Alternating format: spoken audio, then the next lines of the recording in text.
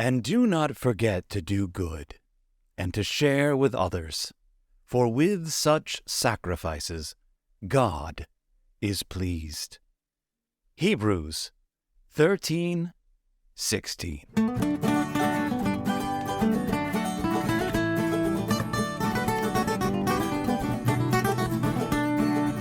Welcome back to Deep in Bear Country, a Berenstain Bearcast. I'm your host, Phil Gonzalez, and let's talk about Hebrews. Not the people, the letter, the book, the epistle of someone to the Hebrews, telling them, hey, we know that this Jesus guy wasn't like the warrior king you were promised, but trust us, he's the real deal. Just hold on for a little while longer. Everything will be okay. We're not really talking about the body of Hebrews. It's a Pauline epistle that was not written by Paul. Like, people have been saying this isn't actually a letter of Paul since like the 2nd century. Like, no one has ever really thought this was a Pauline letter, although some consider it probably one of the best written books in the entire Bible, just from a literature perspective, the language used. And that's one of the reasons they're like, this was not Paul. This person did not write at all like Paul. One of the more interesting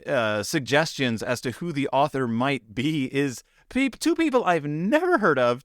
And trust me, I'm going to totally mispronounce this. I believe it's just Priscilla and Aquila, which is hilarious because if you're a married couple and your names rhyme, you like automatically get about 20 extra bonus points. Priscilla and Aquila were this first century couple. They were Christian missionaries, and they're listed among the disciples, and they get some credit for having written the letter to the Hebrews. One of the reasons, though, people thought it was Paul is because a lot of mention is made of Timothy, who we brought up in a previous episode, who was like a really, really close friend of Paul. And because Timothy is mentioned affectionately in this letter, people just assume that was a writing, that was one of Paul's writings. But it's most likely someone writing in the style of Paul. There's a term for that. I don't remember what it's called. A forgery, maybe. But it's intended to reassure. But I mean, part of the letter is intended to reassure people who I guess historically are referred to as Jewish Christians. It was kind of this like interim period when like people still considered themselves to be Jewish, but they were also followers of Jesus. And there was a lot of arguing going on about whether or not that meant they had to abandon like Jewish law, including like the 10 Commandments, like things like that. Like he says he's the New Testament and he's the new, all the commandments are now out the window. Like the only thing you have to worry about is loving your neighbor, I guess. So do we need to like obey all the? So there was a lot of arguing and talking going on. There was the concept of an identity as just Christian was not really fully formed in the human mind at that point. There was a lot going on with different sects and different, branchings off thereof, and this was trying to keep people on the up and up, keep them on the straight and narrow, keep them from those branches, those weird like the mystery religions and things like that were spinning off from this new belief, this new person that they're all choosing to follow. And I mean that's what the letters of Paul, that's those letters, the epistles. That's a lot of what they do is they're just trying to give guidance to different groups of people out there who belong to this new church, but who just need a little help along the way. And the whole body of this letter is not what we are talking about, though. The actual part we're talking about is the part that says, don't forget to do good and to share with others. And that's it's actually the end of the letter. Like the fare thee well, the salutation, like the outgoing in short, like at the end of the day, though, be cool people. Like, that's basically just like, be excellent to each other. That's the ending of this. He's like, keep on loving one another as brothers and sisters. Don't forget to show hospitality to strangers, for by doing so, some people have shown hospitality to angels without knowing it. Continue to remember those in prison as if you were together with them in prison, and those who are mistreated as if you yourselves were suffering. Marriage should be honored by all, and the marriage bed kept pure. I'm not going to go into that. Keep your lives free from the love of money and be content with what you have, because God has said, never will I leave you, never will I forsake you. So we say with confidence, the Lord is my helper, I will not be afraid. What can mere mortals do to me? One of our listeners asked which translation I'm using. I'm using the New International Version because that's the one Mike uses in the books. And New International is a little less flowery, a little less poetical, but it's, a lot more straightforward in language. A lot of good research has gone into the NIV. So I put stock in that. But don't worry, I read various translations and all the footnotes because I'm trying to get a good handle on this. But this quote in chapter 13 it's 13:16, and he right before that he says, "Through Jesus, therefore, let us continually offer to God a sacrifice of praise, the fruit of lips that openly profess his name, and do not forget to do good and to share with others, for with such sacrifices God is pleased." So it is what it is. It's one of the rare quotes that gets pulled out that literally is just like, yeah, do good things and share your stuff. Like that's the long and short of it. It is a non-controversial statement. Be nice. Share what you got. Any questions? So, but does that form the crux of this week's book? And what is this week's book? And who am I? And what is going on? Well, I am Phil Gonzalez, and this week's book on Deep in Bear Country, a Berenstain Bearcast, is the Berenstain Bears Gifts of the Spirit Sharing from 2001. Now, we are 2 books now into the Gifts of the Spirit series. Last week we did Caring. This week we did Sharing. Next week, I don't know what's going to be. Staring, seafaring, who can say? I hope it rhymes. Otherwise, I'm going to end up looking like a total know-nothing. Sharing. So this is a book about sharing, and it just knocked my headphones off my desk. What stands out about this book, though, unlike the previous book, which is all about the birth of a newborn baby and then our responsibility as a society to care for this child and to provide it room to develop into the person that they are going to be, this is literally just a book about sharing, about sharing your stuff.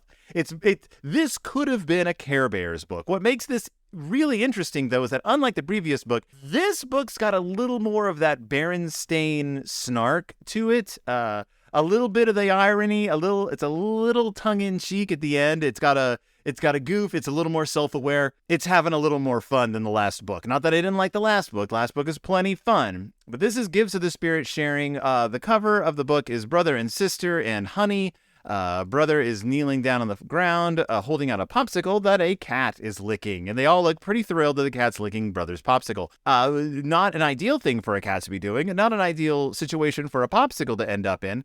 I wonder if it has anything to do with the plot. Let's dive in and find out. So in the past, we've discovered that brother and sister bear frequently do odd jobs around Farmer Ben's farm for money in exchange for goods and services.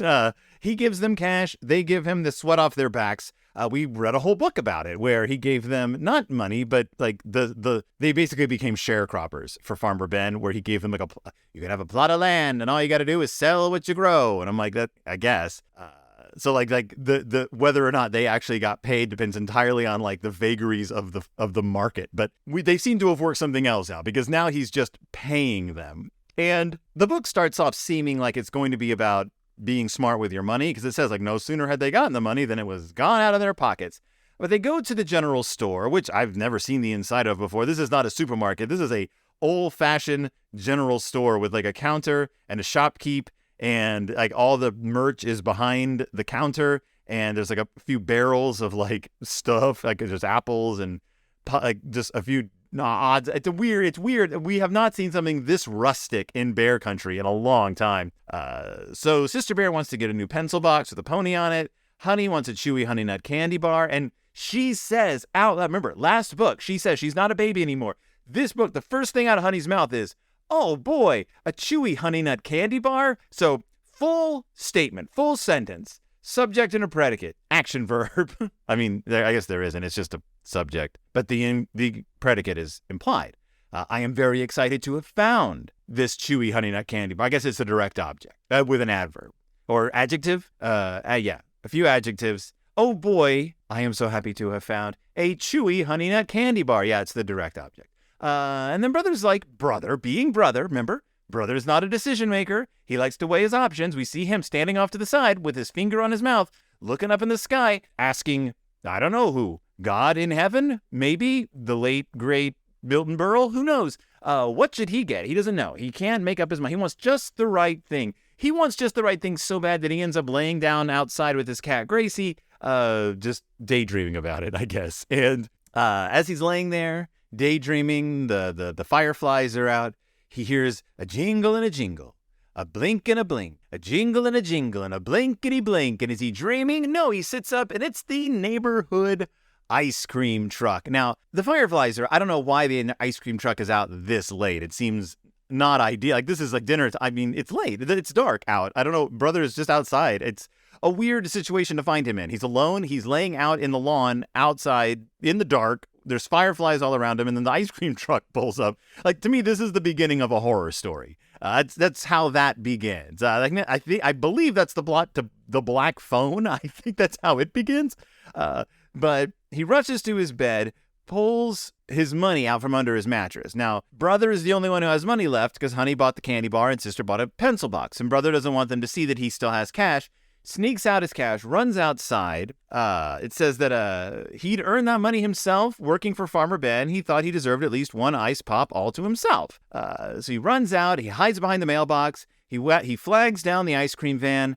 The ice cream bear says, "What'll it be, brother?" So I guess he knows him. And brother says, "1 fruit ice pop, please." And he holds out his money, and he's happy. He has a fruit pop. There it is. And he's about to eat it when his sisters come running up, demanding pop licks, demanding licks of the pop. And you have a shot of brother clutching his fruit pop with this sort of like look on his face. The other cubs are running up, demanding licks. And brother says, "Wait a minute. If you two wanted an ice pop, you should have saved your money instead of spending it." And the sister and honey are upset. They think that brother should share his treat. And so they start grabbing for it. And brother is desperately trying to keep it out of their reach. He's holding it way up high. Suddenly, the ice cream, or whatever, it's not ice cream, it's like frozen fruit, whatever, falls off the stick, hits the ground, and Gracie the cat starts lapping it up. Brother gets furious, starts yelling at his sisters. "It's all your fault. You shouldn't have reached for it. It's all your fault," said sister and honey. "You should have shared." And just Gracie the cat is just eating up the pop. Honey looks really upset, by the way. Like, I think honey was just following sister's lead. Like, she's still young. Like, sister's like, "Let's go get that pop." And honey's like, "Great." Like, she doesn't know any better. And all of a sudden she's getting yelled at by her older brother. And then her sister's yelling. It's a mess. But then a little word of wisdom. This ice cream bear, whom we've never met, drops a little truth bomb on them by quoting a Bible verse that doesn't really have anything to do with what they're talking about. He says, "Now cubs share and share alike." That's not the Bible verse. And they look at him, they're like, it says, the cubs looked at him in surprise, which is weird because I'm like, he didn't say anything shocking. He knows them by name. Like, I can see any adult just being like, "You guys should share." But he says, "You know what the Bible says? If anyone would take your coat, let him have your cloak as well." And then he tips his cap and drives off.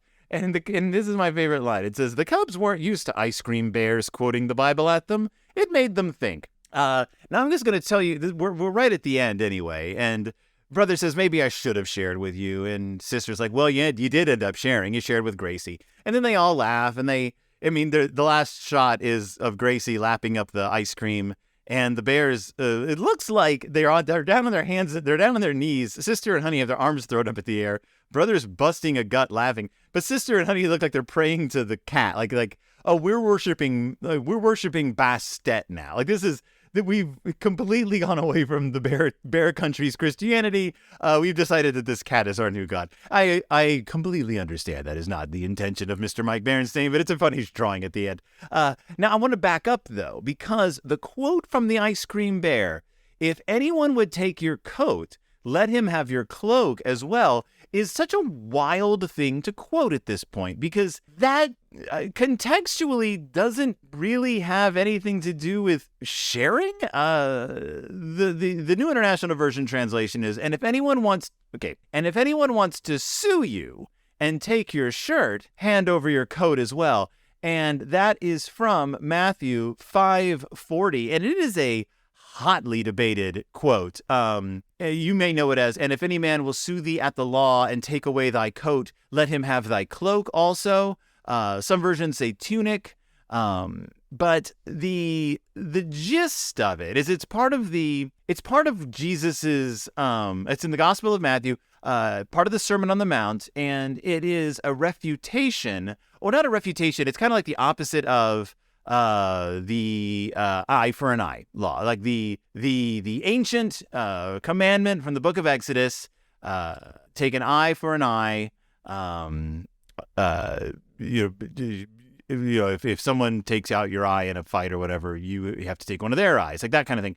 And what Jesus is basically saying is up for debate. Like, it's a hotly debated topic of what really he's implying here. If someone sues you for your cloak or your coat, let him have your cloak also. And it comes right after, if someone slaps you in the cheek, turn the other cheek. It's the turn the other cheek part. So it's basically, if someone hits you in the face, present your other cheek to him.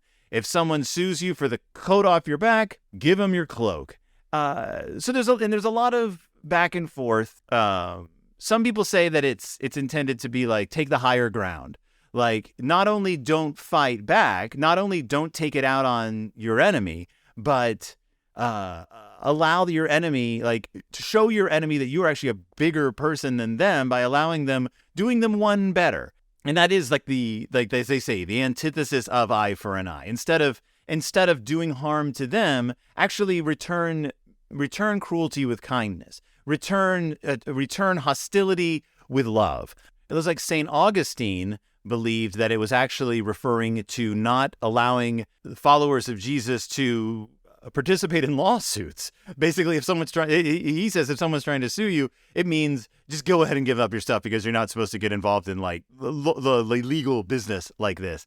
One interesting commentary on it that I found kind of fascinating was that it said that if the readers originally would have understood that in the turn the other cheek part of the quote, if you get slapped in the face, turn the other cheek. Apparently a slap on the cheek was considered at the time a low form of insult. And if you were slapped, you would get paid in restitution in cash. And also you would get paid for, legally you were owed money if someone shouted at you, if someone spit at you, and especially if someone hit you across the face. So someone reading this passage or hearing Jesus say, if someone slaps you, turn the other cheek, is a reflection of, not only are they not going to give you money, you're going to let them, you're going to present yourself as someone who can take the high road. So there's a lot going into this quote. What it doesn't mean, though, is you should share your stuff. Like, it literally doesn't have anything to do with sharing a popsicle. Like, it's not even the same. It's not really. I guess what he's saying is, like, if sister demands a lick of your popsicle, give her the whole thing, is what the ice cream man's trying to say. But that's a weird twisting of the intention of this quote. The intention isn't just give away your stuff. I mean, clearly Jesus thought you should give away your stuff, but that's not the point of the context of this. Isn't just it's a weird quote for the ice cream man to throw in there. That's because that's not sharing. That's just giving. I don't know. It muddies the waters for me at the end of this. And then the whole thing ends with a joke with brother and sister just being like, oh, that's weird. The ice cream man was quoting the Bible at us. The cat's eating the ice cream, la, la, la, la. I mean, they seem to have learned their lesson at the end. Brother's like, I could have given my sister a lick of my ice cream, and now no one has anything. That seems to be more the lesson here, is like, you held out, you fought over something, and now no one gets anything. Like, share and share alike. But also, like, we've read the Berenstain Bears, The Trouble with Money before. We know that the Berenstain Bears also teach, brother did the right thing originally. Like, he sat on his money and waited until there was something he really wanted. Now, we don't know if sister and honey still think fondly of their pencil case and their bit-o honey or whatever it was that honey got, whatever candy bar that was. We don't know how that ended up. If they regretted not having their cash later on that day, but brother had waited and finally got something he liked, that's very much the trouble with money. But we're learning a different lesson here. And one thing the trouble with money did not cover, and again, that was different authors, that was a different era, was The trouble with money set it up as you get money, and if you don't save it and you don't spend it on good things, you're going to regret it because you're going to have blown all your money. What this is saying, and I think this is more in line with kind of the current Berenstain Bears, which is I don't think that the trouble with money would exist in modern Berenstain Bears, or not the way it's written, because the trouble with money, honestly, is that it exists. The trouble with money is that we rely so much on, and so much of our decision-making has to be by dint of the fact that everything is controlled by money. Our decision-making has to be based on money. That's the trouble with money. And of course, the Bible would go so far as to say that love of it is the root of something. I don't remember what it's the root of. It's the root of something important. But it's interesting that this book, as Matthew 5:40 stands as the antithesis of eye for an eye, the Berenstain Bears' gifts of the Spirit sharing stands as the antithesis of the Berenstain Bears and the trouble with money. It is a sequel to it, or it acts in concert with it. It's a later commentary on the trouble with money. The trouble with money being that brothers' thoughts go to, here is my sister, here is my family, here is something that they have asked for. I will not give it to them, not because I don't want to share, but because I am equating their request with a dollar amount. I have now put a dollar amount on the happiness of my siblings. And you can say, well, it's only fair because you saved that money and it's your money and you can do whatever you want with it. But you are also spiritually now trading the happiness of others for a set amount of money. There's a currency exchange for spreading happiness, for sharing in joy. And that's the trouble with money as far as these books are concerned now. Brothers withholding a request from his siblings who approached him in good spirits and with joy. I have to say, they're not demanding, they're not like, hey, give us a lick of that. No, they're like, ice cream. Oh, we'd love a lick. Like, it's that they approach him with good intentions, with good spirits. I should add that. Like, this is not, they are not being unreasonable. They are asking for a taste of his ice cream. And brother has now applied this sort of has applied capital to the exchange of money for this good has now bled into the exchange of the taste of the ice cream for his siblings happy. I don't know. I keep saying the same thing over and over again, but I'm putting this together that we're dealing with something much deeper here. The gift of the Spirit, the sharing, the gift of the Spirit as I see it here, is at the heart of what the quote at the beginning says, which is just share with others. Like, don't stop and think about what they owe you or what kind of like abstract chunk of change this is taking out of your pocket. That doesn't matter anymore. In fact, that's a logical fallacy. Like, if you give away a piece of thing you own, you're not giving away the money you spent on it. Like, the value of that item is only what you value that item as. Like, if you buy a $100, what's something for $100? I don't know, a $100 vase. It's the only thing I can think of. And then someone's like, I love that vase of yours. Could I have it in my house for a while? Like, maybe they don't even want it forever. Maybe they want to, I don't know. I don't know why someone's borrowing a vase. They're like, I don't have my vases all disappeared. Can I borrow your nice vase? I'm having a party. And you're like, oof, I spent $100 on this vase. If I give it to them, that's like I'm giving them $100. It's not, though, because you're just giving them that. Like, that vase, once the money exchange, once the vase is in your hands, it's only worth as much as it's worth to you. How much is it worth compared to this good friend of yours' happiness? There's a potential for breakage, but whether or not that vase breaks, you are no more out $100. Like, you have already given the money away. Like, the money is gone. If the vase breaks, you've not lost anything else except that vase, which has no value other than what you value. I don't know. I'm rambling now. I'm fascinated by the Gifts of the Spirit series. They are simple but focused. They are breezy but laser-like in their point. So that's the Berenstain Bears Gifts of the Spirit sharing. It really is about sharing. but like deep down sharing. Like, what's the point of sharing? I know last time I went on a long tear about what it even means to be caring, but I think we know what it means to share. I mean, to me, sharing is like selflessly allowing others access to things that theoretically belong to you. Or, like if you're sharing a story, you are expending the energy to make sure other people can come in possession of that knowledge. Like sharing that and it is a gift of the Spirit to share. I mean, it says it right here. Share with others. Like you don't need a Messiah to come and tell you that. Just share with others. It's no skin off your teeth. If your back or hand, I don't know. I don't remember what the phrase is. It doesn't hurt. Share with others. That's what the bears would do. Just share, no matter who they are.